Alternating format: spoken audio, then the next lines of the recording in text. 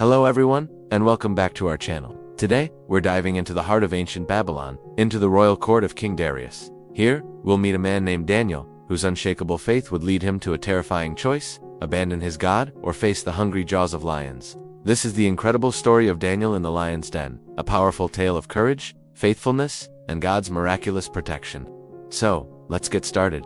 Our story begins with Daniel, a Hebrew man who had been taken into exile in Babylon. Despite his circumstances, Daniel quickly distinguished himself. He was brilliant, wise, and had a remarkable God-given ability to interpret dreams. Because of these gifts, he rose through the ranks, serving with distinction under several kings. When Darius the Mede came to power, he appointed Daniel as one of the 3 top administrators to govern his vast kingdom.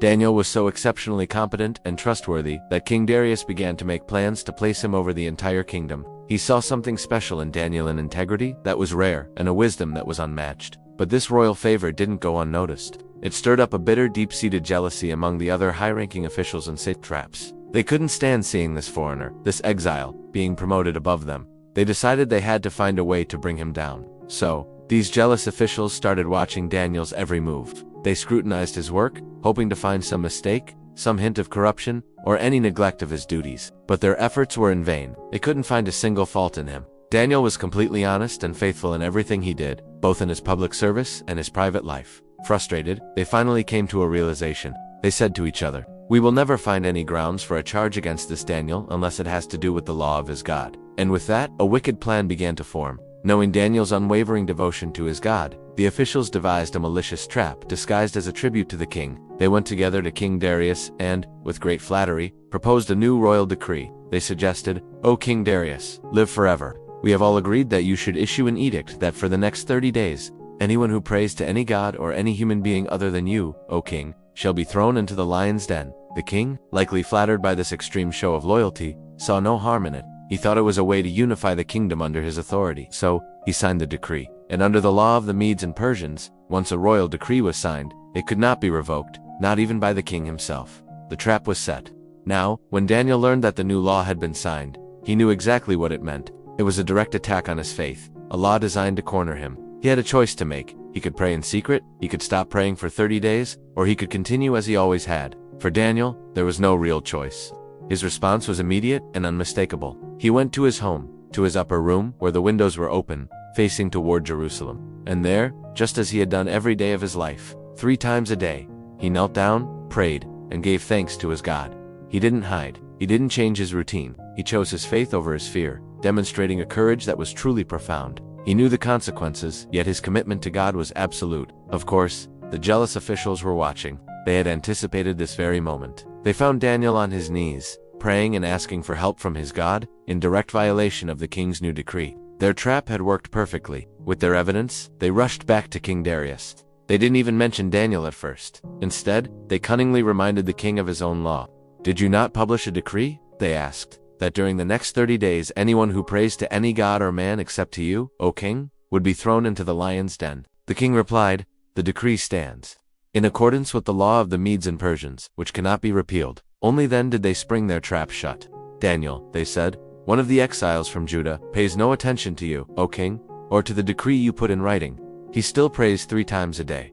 The moment King Darius heard this, his heart sank. He was deeply distressed. He cared for Daniel and respected him immensely, and he realized he had been tricked. He had been manipulated by the jealousy of his own officials. The king spent the rest of the day desperately searching for a legal loophole, any possible way to rescue Daniel. But the law was absolute. His hands were tied. With a heavy heart and great reluctance, the king finally gave the order. Daniel was arrested and brought to the lion's den.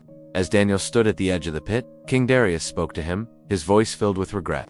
"May your God, whom you serve continually," he said, "rescue you."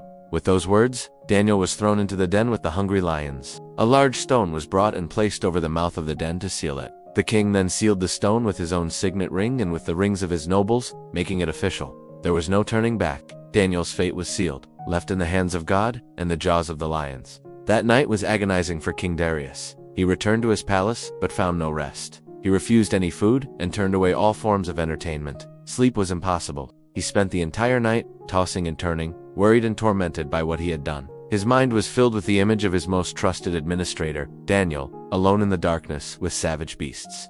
He could only hope against hope for a miracle. At the first light of dawn, as soon as the sun began to rise, the king couldn't wait any longer. He hurried to the lion's den. As he approached, he called out, his voice filled with anguish and desperation, "Daniel, servant of the living God, has your God, whom you serve continually, been able to rescue you from the lions?" He waited, his heart pounding in the silence, fearing the worst. And then, a voice echoed from inside the den. It was calm, confident, and very much alive. It was Daniel. "O king, live forever," he called out. "My God sent his angel, and he shut the mouths of the lions. They have not harmed me, because I was found innocent in his sight, nor have I ever done any wrong before you, O king."